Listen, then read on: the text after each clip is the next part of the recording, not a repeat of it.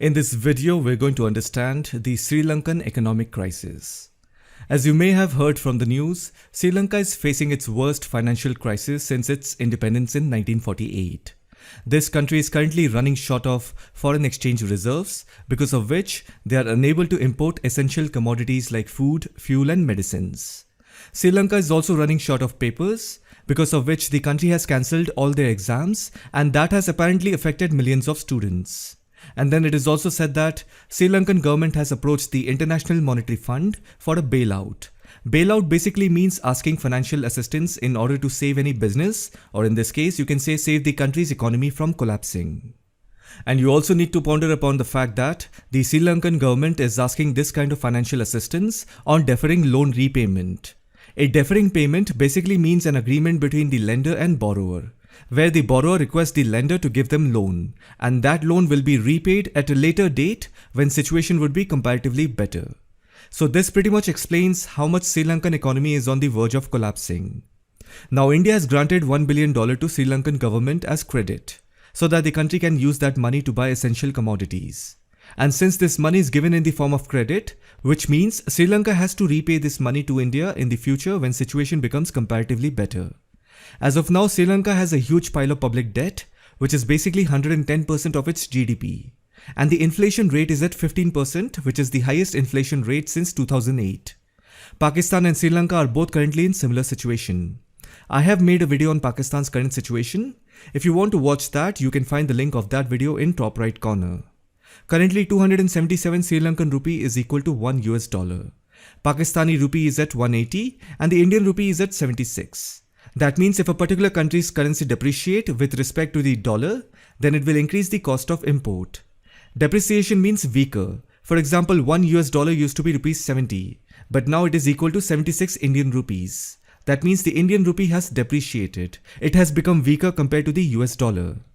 If at all India wants to import anything, then India has to pay more Indian currency to acquire goods. Similarly, the Sri Lankan rupee is at 277. That means if Sri Lanka wants to import something, they will have to end up paying a lot of Sri Lankan rupee. That means import becomes expensive, and that will have a trickle-down effect on Sri Lanka's domestic market. And always remember, whenever any country is import dependent, meaning they import more than what they export, it can distort the country's balance of trade. So always remember, maintaining the appropriate balance of imports and exports is crucial for any country. If you look at the formula of finding out GDP is equal to C plus I plus G plus bracket X minus M. C is consumer spending, I is investment, G is government spending, and X is export, M is import. In this equation, export minus import will give you net export. When export is more than import, then the net export figure is going to be positive. And this actually means that a country is in trade surplus. Similarly, when exports are less than imports, or imports are more than exports, then the net export figure will be negative, and that means a country has a trade deficit. A healthy economy has to find that right balance between its exports and imports.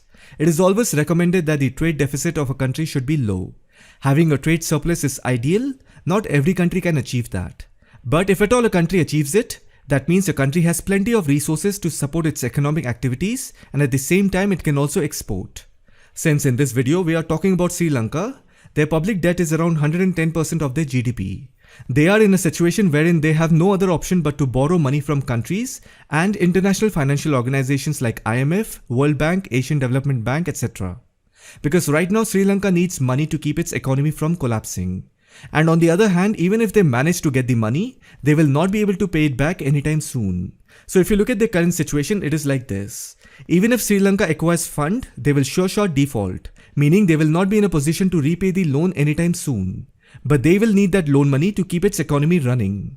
Now try to understand this in personal sense. Are you willing to lend money to someone about whom you are sure that they will not be able to return your money anytime soon? Will you still lend money? That is the same question Sri Lanka is facing. Anyhow, India has given $1 billion credit for purchasing immediate goods like food, fuel, medicines, etc. And India is also fine with the time limit of the repayment. But then if you see, $1 billion is not enough for Sri Lanka. The Sri Lankan policymakers have to find a way out of this tight spot. It is going to be as bad as biting a bullet. So as of now, Sri Lankan government has two options.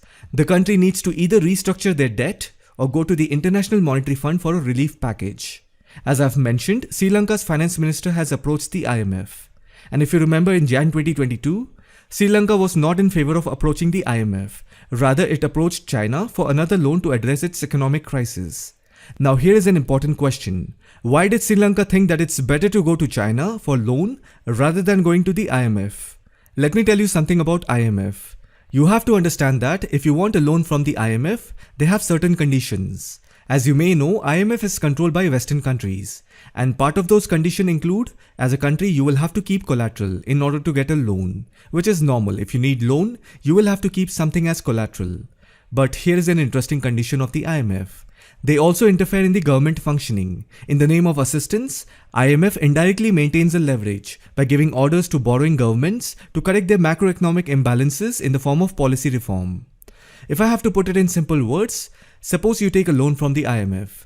The IMF has certain conditions. If you fulfill it, only then you get the loan. So part of those conditions also include that IMF will give you order and directions for changing your economic policies in the name of reform. Meaning they will not only give you loan money, but they will also tell you how to use that money. More of like interference. That is why many countries are reluctant in approaching the IMF for any kind of financial assistance. They rather look for a country who can lend without interfering. But then for Sri Lanka, it is desperate time calls for desperate measure. That is why they have approached the IMF. However, you also have to understand that IMF has many conditions before giving any loan. And looking at Sri Lanka's current situation, IMF also have to keep in mind the risk of defaulting. Anyone who lends money will also do their assessment whether so-and-so person, organization or a country can return the money on time. Otherwise, it will eventually add up in their existing debt. Apart from IMF, Sri Lanka also needs to restructure their debt. So restructuring of debt means, let me explain it to you with an example. Suppose you have debt in 4 different areas of your life. So naturally, you are going to experience financial distress and liquidity problems. Now what you will do is you are going to plan out a way through which you can get someone to refinance you on your existing debt. Meaning you will ask for more loan to repay the main loan. Now what you will do is you are going to plan out a way through which you can get someone to refinance you on your existing debt. Meaning you will ask for more loan to repay the main loan. Obviously you also have to pay some interest on the new loan. Or maybe you also need to keep something collateral which is not of any immediate use to you and you would not mind recovering it later, or sometimes you also have to sell assets to get that money. Whatever it is, the main thing is you have to pay interest on any amount you borrow. Usually that interest amount should be lower than the interest that you pay on your existing main debt. The idea is to accumulate smaller debt to manage the load of overall larger debt. This is called debt restructuring.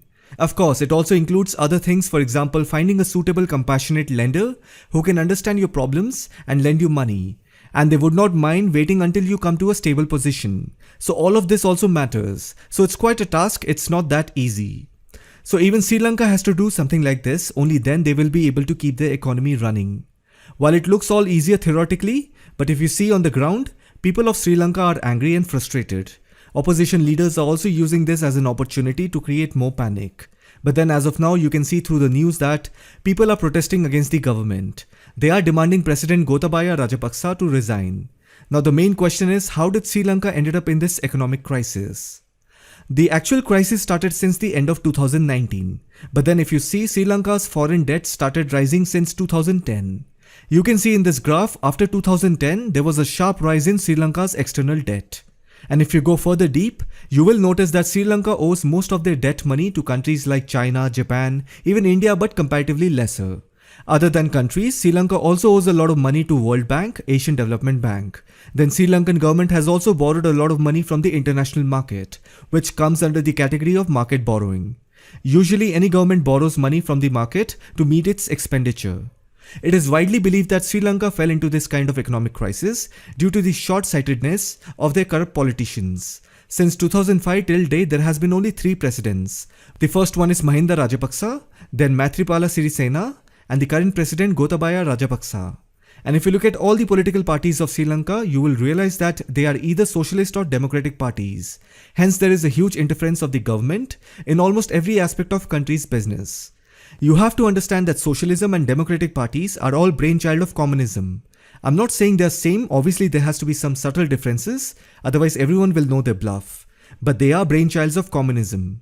If you go into the history of each and every president or senior influential political leaders of Sri Lanka, you will notice that back in the 50s and 60s, they were directly or indirectly part of the Communist Party.